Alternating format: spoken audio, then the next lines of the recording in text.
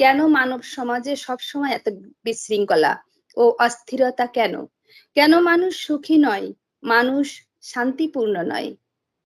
সুস্থ জীবন এবং প্রকৃত সভ্যতার জন্য যথার্থ জ্ঞানের প্রয়োজন।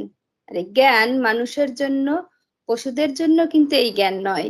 কারণ মানব জীবনের একটি বিশেষ উদ্দেশ্য আছে যা পশুদের নেই। পশুরা কেবল আহার, নিদ্রা, ভয় ও মৈথুনের মাধ্যমে সুখ খোঁজে, এবং এই চারটে জিনিসই মানুষদের মধ্যেও আছে।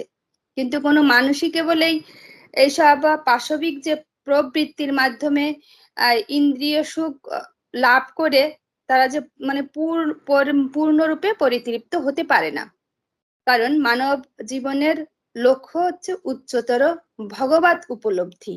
আর এই উচ্চতর জীবনের উদ্দেশ্যই মানুষকে পশুর থেকে পৃথক করে। আমরা সকলেই জন্ম, মৃত্যু, জরার, ব্যাধি এই 4 রকমের দুঃখের শিকার। বিজ্ঞানী, দার্শনিক, নেতা যাই বলুন না কেন, কেউই এই সব দুঃখ ভোগ থেকে কিন্তু নিষ্কৃতি পায় না। স্কুল, কলেজ এবং গবেষণাগারে পাওয়া জড়জ্ঞানের সাহায্যে জীবনের এই মৌলিক সমস্যাগুলি থেকে মুক্ত হওয়া কোনোভাবেই সম্ভব নয়।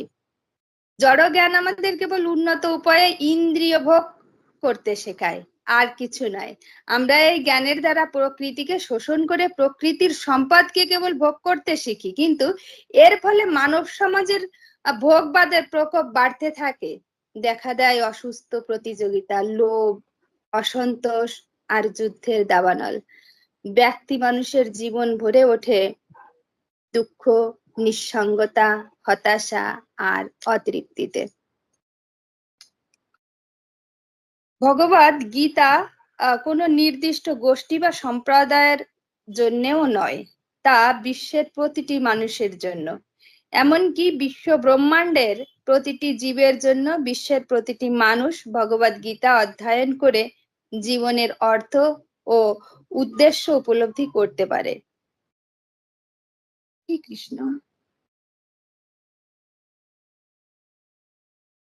মানব সভ্যতার যথার্থ উন্নতির জন্য বড় জ্ঞান, মানে জড় যে জ্ঞান, বিজ্ঞান, এইগুলো যথেষ্ট নয়। কেবল বৈদিক শাস্ত্র প্রদত্ত পারমার্থিক জ্ঞান এই জড় জ্ঞানের অপূর্ণতা পূরণ করতে পারে। এটি কোনো মতবাদ নয়, দার্শনিকের কল্পনা সৃষ্ট ভাববাদও নয়।